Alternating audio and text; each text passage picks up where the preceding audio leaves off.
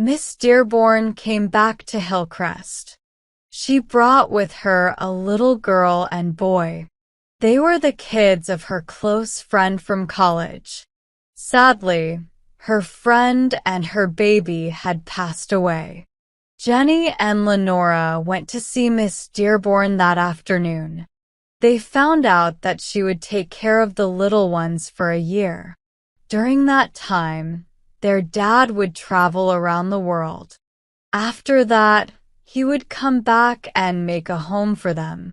Miss Dearborn and Jenny didn't talk about their feelings, but Jenny really hoped that things would turn out well for Miss Dearborn after all her hard work. Lenora suddenly said, "I wish you could take one more student, Miss Dearborn.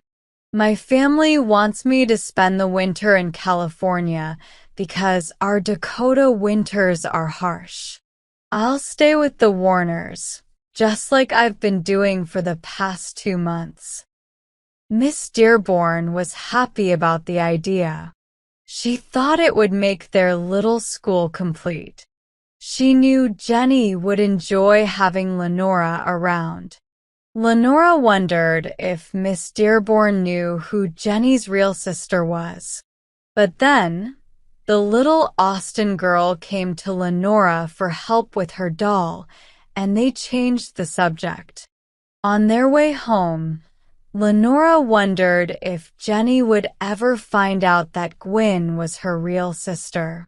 Charles had told Lenora about it. She knew that in the fall, Gwyneth would become her sister-in-law, which would bring Jenny and Lenora even closer.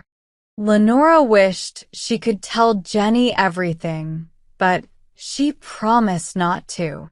When they got home, Susan Warner was very excited. Gwyneth had come by to visit. Even after learning that Jenny and Lenora had gone to see Miss Dearborn, Gwyneth stayed on the porch chatting with Grandma Sue. Guess what? She even invited us to a party Mrs. Poindexter Jones is throwing for Charles's birthday. Gwyn asked if I could make the chocolate cake with 21 layers, just like Harold wanted, but we'll have the party at the big house. At first, Jenny seemed a bit sad, but then her face lit up with joy. She clasped her hands together and exclaimed, "Oh, Grandma Sue, it's going to be a real party, isn't it? And I can wear the pretty new dress Lenora gave me. I was worried I'd never get to wear it." Grandma Sue nodded. Then she shared, "There's been a strange change in Gwyneth Poindexter Jones. She's much nicer now, whatever it is. I think her mom is happy about it. Maybe she's been a bit disappointed in her before." Jenny surprised them by saying, "Gwyn is so pretty. I really wish she would love me." Susan Warner looked up from shelling peas, surprised by Jenny's words. Even after the girls went inside so Lenora could rest, Susan couldn't stop thinking about Jenny's longing tone and her words about wanting Gwyn to love her. What did it mean? Jenny couldn't possibly know that she and Gwyn were sisters. Tears filled Susan's eyes without her meaning to. If Jenny ever finds out, she'll know that C and I aren't her real grandparents. Then Susan scolded herself for being selfish. C was right when he said it wouldn't change how much Jenny cares for us. He said nothing could. But her hands shook as she added the shelled peas to the boiling water. Wiping her eyes with her apron, Jenny came into the kitchen. She immediately hugged the old woman tightly. With a gentle smile, she said, "Grandma Sue, I love you." Then, She held the old woman at arm's length and exclaimed happily, "Oh, Grandma Sue, isn't it wonderful, wonderful, that you, Grandpa C, Lenora, and I are going to a real party? It's the very first party I've ever been to." But Grandma Sue objected. "Now, dearie, Grandpa C and I aren't planning to go with you young folks. It wouldn't be right, considering we're hired by Mrs. Poindexter Jones." Jenny's cheerful expression faded. She stepped back and shook her finger at Grandma Sue, sounding firm.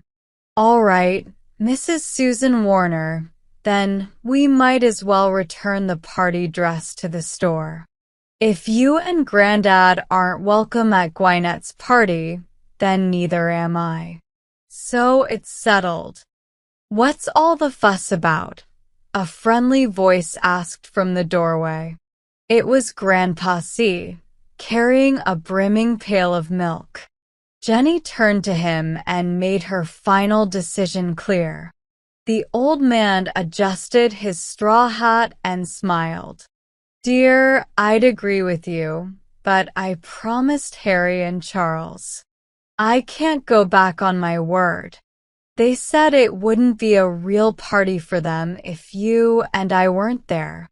And Mrs. Poindexter Jones even sent Harry specially to invite us." Jenny nodded decisively. "There, it's settled then." "Oh, good." Here's Lenora, looking refreshed from her long nap. Smiling at the pretty newcomer, she said, "Come this way, Miss Gale, if you want to see Grandma's amazing cake." "Tut, tut, Jenny dear, I didn't make it look pretty," Grandma Sue protested. Jenny opened a pantry door, revealing a huge chocolate cake on a shelf.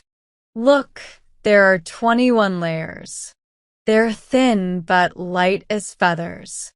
And the chocolate filling is fluffy with whipped cream." "How pretty it is," Lenora said, tears welling up in her eyes. "I wish our dear mother could see the cake you made for her son's 21st birthday." Coming closer, she admired, "Jenny, how did you make those white frosted letters and the flower wreath? They look like orange blossoms." Jenny beamed proudly at her grandparents. "See, I'm a natural artist." Miss Gale recognized the flowers.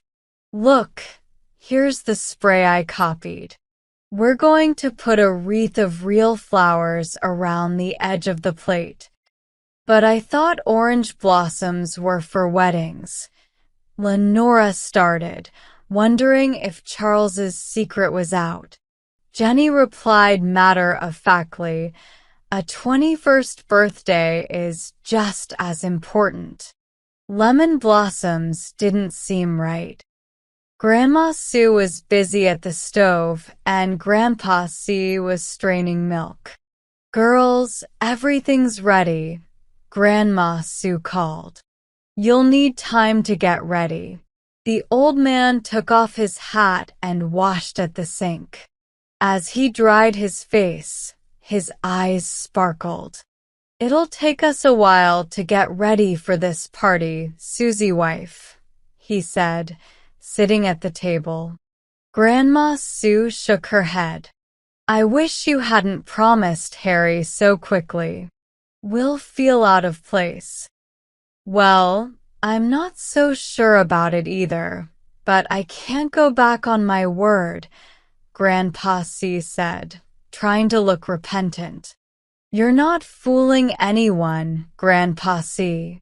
Jenny laughed. "I can tell by the twinkle in your eye that you plan tea."